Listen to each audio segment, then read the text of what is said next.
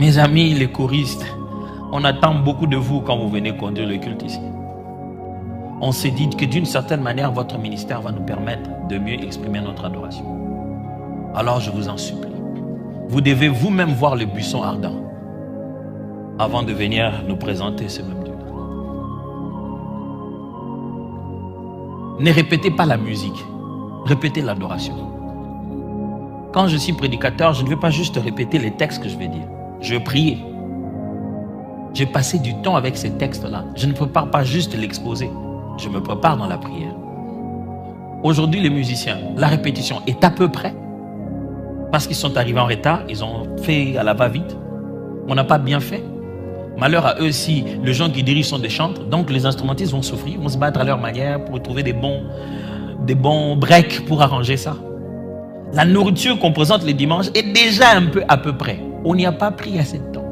La répétition, ce n'est pas un endroit où on vient apprendre. La répétition, c'est un endroit où on vient associer les éléments.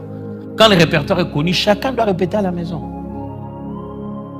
Si ce que vous faites à l'église, vous le faites qu'à l'église, vous ne le faites plus pour l'église.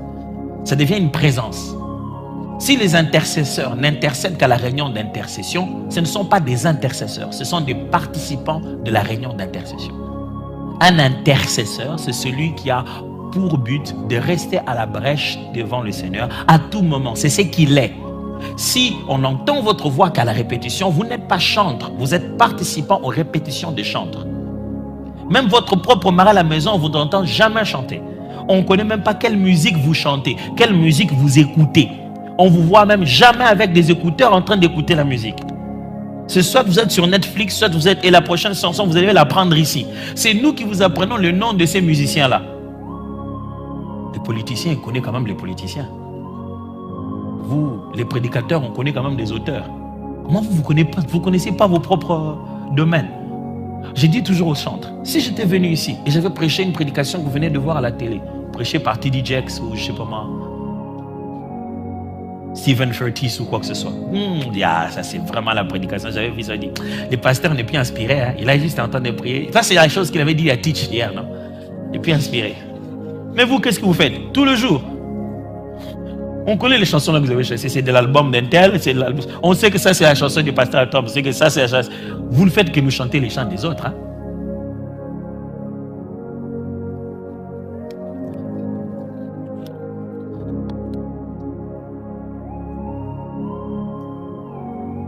Vous avez une lourde charge.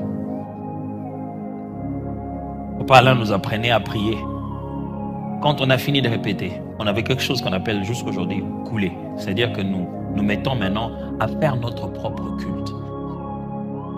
Arriver à la dimension où vous voulez nous amener. Un conducteur de louange est un protocole de dimension céleste. Si je place un protocole à la porte d'entrée de cette église, qui n'a jamais entré ici, il ne sert à rien. Il n'est qu'un panneau.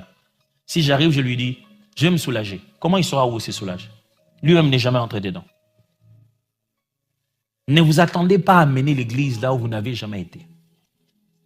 Vous devez y aller.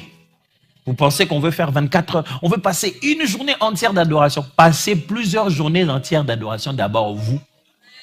Le jour où vous viendrez pour qu'on le passe seul, une seule fois suffira pour qu'on devienne amoureux de ça. Je ne dis pas à cette chorale, je dis à l'autre chorale, loin là-bas. J'aimerais prier.